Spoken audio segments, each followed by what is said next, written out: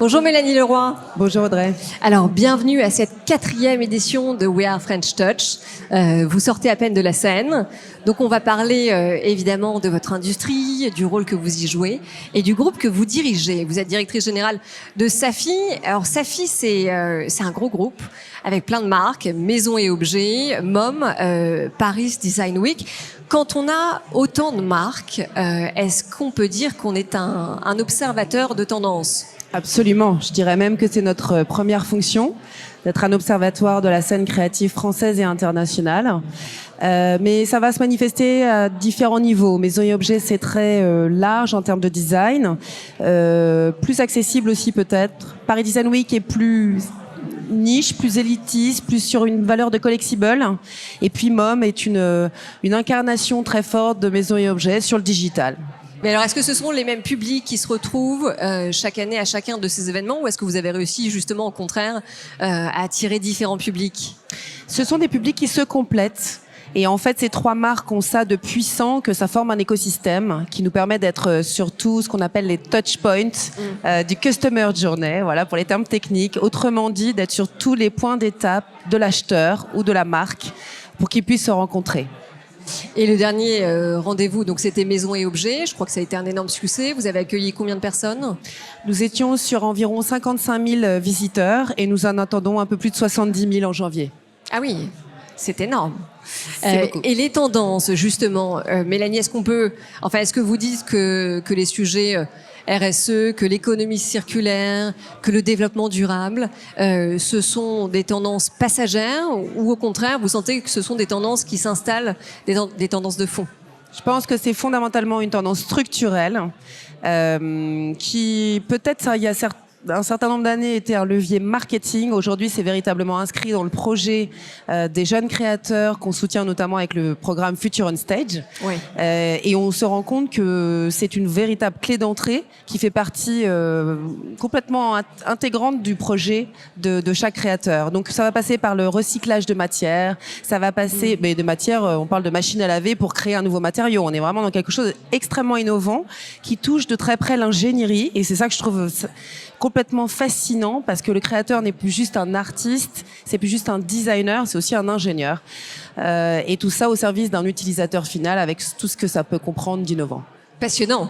Passionnant. Mais ça veut forcément dire que le marché de la seconde main donc s'installe aussi durablement. Est-ce que c'est une menace pour vous, ou au contraire, est-ce que vous en faites un levier de développement ? Je pense pas que ce soit une menace. Alors ça peut l'être évidemment pour les marques qui ne vendront moins leurs produits de première main, puisqu'on en vend en seconde main. Donc c'est forcément une menace. Mais pour nous, je pense que c'est plus l'appréciation d'un nouveau marché qui vient compléter un premier marché. Autrement dit, que ce soit des professionnels de l'hospitalité, dans les hôtelleries, la restauration, que ce soit des retailers, que ce soit des architectes. Aujourd'hui, il y a une vraie porosité entre la première main et la seconde main, et tous veulent mixer ces produits. Ils y cherchent aussi du storytelling, un designer, une histoire. Donc nous, notre enjeu, c'est de donner à voir ces tendances de marché, et on est en train de les intégrer. On a un très très beau stand qui va être designé pour les puces sur le salon Maisons et Objets. Super. Ouais, qui va être magnifique, avec tout ce que ça comporte aussi de vintage artistique, devrais-je dire. On est très fiers de cette collaboration. Alors, ça sera une première, ça ? Comment ? Ça sera une première. Ce sera une première, absolument. Et c'est en janvier prochain ? C'est en janvier. On y sera. Et alors, si on continue sur le panorama des tendances, le marché du retail, de manière générale, est quand même chahuté par une conjoncture économique un peu trouble. Quand on a un portfolio avec autant de marques, est-ce que c'est une chance et ça permet de diversifier les risques, ou est-ce qu'au contraire, c'est d'autant plus compliqué parce que toutes les lignes sont touchées ? Non, c'est évidemment une chance.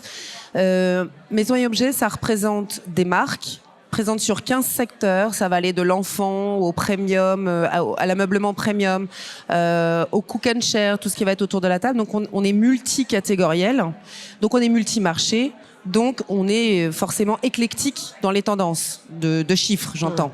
C'est la même chose du point de vue des acheteurs. Les acheteurs sont à la fois des retailers. Vous en parliez, Audrey, le retail en France est très chahuté. En Europe, dans certains pays aussi. Beaucoup moins en Inde. Oui. Et l'Inde représentait 16% de croissance sur le dernier salon. Beaucoup moins au Moyen-Orient, beaucoup moins en Corée ou en Asie du Sud. Donc c'est vrai que c'est pour nous une chance d'avoir ce terrain de jeu si international et si éclectique en termes de profil, parce que ça nous permet d'embrasser avec beaucoup d'agilité, je dirais, les différents marchés en y apportant des réponses actives. Mais alors comment est-ce qu'on se réinvente? Parce que Maison et Objets, ça a 30 ans. Forcément, c'est challengé par tous les acteurs émergents. Comment est-ce que vous avez réussi, Mélanie? Parce que vous avez pris vos fonctions il n'y a pas très très longtemps. Comment est-ce qu'on renouvelle une marque comme ça? Comment est-ce qu'on dépoussière? Parce que Maison et Objets a un peu retrouvé ses plus belles années, enfin en tout cas en termes de positionnement. Comment est-ce que vous avez fait? Écoutez, ça fait 18 mois que j'ai pris ce poste, ce très beau poste. Vous avez complètement raison, Audrey. Mon enjeu est double. Il est d'une part de créer la surprise, cette désirabilité qui peut-être a manqué ces derniers temps à cette institution qui est Maison et Objets, qu'on a retrouvé déjà depuis plusieurs éditions. Je rappelle qu'on avait Mathieu Lehanner en designer de l'année en 2024. Nous avions Baccarat qui a fait une expérience immersive unique au monde. Donc mon enjeu, c'est vraiment de recréer la surprise. En janvier, ce sont des surprises. Tomorrowland, le festival électronique premium, fera une installation, pour le coup, très unique. Il lance un projet. On s'y attendait pas. Oui, s'il lance un projet, c'est encore confidentiel, donc je peux pas trop en dire aujourd'hui. Il faut vraiment venir. Mais en tout cas, on a l'exclusivité mondiale de ce lancement, donc on est très fiers. Faye Too Good, la designeuse anglaise, qui va nous proposer Womanifesto, un espace dédié pour comprendre son cerveau et son processus créatif. Julien Seban, la figure montante du design, avec sa vision disruptive, colorée, bold, ludique, positive de l'hospitality. Donc voilà, on vient twister les codes. Moi, c'est vraiment mon enjeu. Et puis après, j'ai un background très business, puisque j'ai travaillé 15 ans dans le retail et 5 ans dans la tech, notamment sur des modèles de machine learning. Et voilà, je suis fondamentalement business. Je pense que notre enjeu, c'est d'être un business partner pour les clients, avec un grand C. Et donc, nous aurons plus de 2000 marques sur le salon. Normalement, 70 000 visiteurs venus du monde entier, avec une quote-part de 45% d'étrangers. De quoi faire des belles mises en relation pour soutenir le business. Et dans les personnalités que vous venez de citer, Mélanie, on comprend, donc les personnalités qui vont incarner le prochain salon, on comprend qu'il y a aussi peut-être une volonté de toucher un public un peu plus jeune, non ? Oui, c'est très juste. Un public jeune, moins averti sur ce qu'était Maison et Objets depuis sa genèse, ce qui fait son ADN, sa force, sa singularité. Et vous avez mis le doigt sur un sujet extrêmement important, c'est de réaffirmer notre capital de marque. On est, je pense, aujourd'hui les seuls au monde à proposer des espaces scénographiés avec cette inspiration qui soit immersif. Nous sommes les seuls au monde à proposer cette capacité aussi à avoir une curation de produits extrêmement choisis pour être une réponse active aux besoins du marché. Voilà, donc j'ai très envie de réaffirmer cet ADN. Mais alors quand vous dites nous on est un business partner pour nos clients, pour nos exposants, pour les marques qui nous font confiance, est-ce que vous n'êtes pas aussi un peu un média? Parce que quand on a 2 millions de followers et une base de données de 600 000 professionnels, on a accès à une base de données colossale et donc par conséquent on devient un peu un média sans le vouloir, non? Mais moi je pense fondamentalement que Maison et Objets est une marque avant d'être un salon. Oui. Et une marque qui se manifeste notamment 2 fois par an par des événements physiques. Maison et Objets, c'est aussi évidemment un média. Et lorsqu'on donne la parole, lorsqu'on donne la voix à des projets autour du design, à des personnalités autour du design, à des manifestations autour du design, on sait qu'on a une puissance médiatique qui est extrêmement valorisante pour les gens qu'on va promouvoir. Future on Stage, qui est le programme qu'on a la chance de représenter à We Are French Touch, c'est justement la capacité à élire 3 lauréats parmi 300 dossiers qui viennent de l'international, des projets à impact, RSE. Et ce qu'on leur offre, c'est à la fois un stand sur Maison et Objets, mais c'est aussi une puissance médiatique parce que on va les valoriser dans nos supports médias. Et comme vous le disiez, lorsqu'on fait un post auprès de 2 millions de followers, forcément, ça a une certaine forme de puissance. Et avec tous ces chiffres, donc vous êtes l'acteur de référence en Europe. Absolument. Et vous êtes le numéro 2 au monde? Alors, c'est difficile de faire un ranking parce que nous sommes multicatégoriels. Si vous prenez des salons concurrents, comme il peut y avoir en Italie, en Allemagne, aux États-Unis, ils sont plutôt monosecteurs. Donc je pourrais pas me comparer directement, mais ce que je peux vous dire, c'est qu'en France, on est le premier salon du lifestyle qui recevront autant de visiteurs à chaque édition. Et alors, quand on est un acteur de premier plan comme celui-là, est-ce qu'on a une responsabilité sociétale et comment est-ce qu'on en prend conscience ? Je pense qu'on a de facto une responsabilité sociale et sociétale à promouvoir des projets qui sont au service du progrès social, comme le projet de Paul de Livron avec Apollo Wheelchair, qui a été lauréat justement de Future on Stage. Et qui va vous remplacer dans quelques minutes sur ce siège. Absolument, on est très fiers de ce projet, d'avoir pu lui donner la visibilité qu'il mérite, parce que c'est un projet qui répond à un enjeu plus global de mobilité. On parle du handicap. Je rappelle qu'en 2030, un tiers de la population française aura plus de 60 ans. Donc je pense que c'est un enjeu majeur, et de soutenir des projets qui portent en eux ce progrès social, cette inclusion, c'est extrêmement important. Mais je pense aussi qu'on est en capacité de le faire parce que nous sommes une marque engagée. Alors, parce que votre engagement, il se retrouve à plusieurs niveaux, notamment sur la place de la femme, puisque vous avez créé le Women in Design. Mais alors, pourquoi avoir créé ça, sachant que finalement, on n'a pas trop de sujets en France, puisque 50% des designers sont des femmes, et c'est bien un des rares secteurs finalement sur lequel on n'a pas de sujet quantitatif. C'est très juste. Pour moi, c'est un sujet en effet qualitatif sur le rôle et la perception de la femme dans l'industrie. On se constate quand même au travers des designeuses avec lesquelles on travaille, designers devrais-je peut-être dire, qu'elles ont encore un déficit d'auto-marketing, de réseau, et que c'est pas facile finalement de valoriser les projets pour lesquels elles ont porté une vraie innovation. Or, notre rôle, vous l'avez dit en introduction, c'est d'être un observatoire de la scène créative, donc de pouvoir détecter ces talents qui font bouger les lignes de l'industrie, et puis bien sûr, par notre puissance médiatique, de pouvoir les porter en visibilité auprès du plus grand nombre. Moi, je pense que j'y suis sensible à un double niveau. Le premier, c'est que Maison et Objet est une marque engagée depuis 30 ans. Ça, j'ai été fascinée en prenant la direction générale de ce groupe par cette volonté chevillée au corps d'aller chercher des jeunes talents et de pouvoir les valoriser avec cette puissance médiatique internationale. Et puis après, de manière peut-être plus personnelle, moi j'ai une industrie comme le retail et la tech où les femmes étaient sous-représentées au niveau quanti, justement. Et c'est extrêmement important pour moi de porter la voix. Je la porte aussi en étant business angel dans un fonds d'investissement qui s'appelle Leia Capital, qui soutient des projets portés par des femmes. Donc c'est vrai que c'est une cause qui me tient particulièrement à cœur. Et le message que vous aimeriez passer, parce qu'on est aussi en direct sur le LinkedIn de Big, justement aux femmes qui nous écoutent et qui parfois, sans le vouloir ou sans trop s'en rendre compte, se censurent. Le message que j'aimerais leur porter, c'est que on parle beaucoup de sororité. Je suis toujours très prudente avec ce terme, mais ce que je vise avec Women in Design, c'est à créer une espèce de networking, des rencontres qui soient utiles, des rencontres qui soient sincères, qui soient authentiques. J'ai vraiment à cœur de pouvoir mixer des personnes plus influentes, plus expertes avec des personnes qui débutent. Je pense que c'est ça la force aussi quand on est une femme et qu'on démarre, quelle que soit son expérience d'ailleurs, c'est de pouvoir s'entourer des bonnes personnes et de pouvoir donner pour recevoir en retour. Créer du lien. Et en effet, c'est essentiel. Vous avez parlé, Mélanie, de votre programme pour les jeunes, Future on Stage, mais on peut aussi dire un mot de Rising Talent. Oui, on a plusieurs programmes chez Maison et Objet qui visent justement à détecter ces talents et à les valoriser. À l'échelle internationale. À l'échelle internationale. Et Future on Stage est à l'échelle internationale, mais ce sont des projets sur des entreprises qui ont moins de 3 ans. On est vraiment dans de l'entrepreneuriat pur.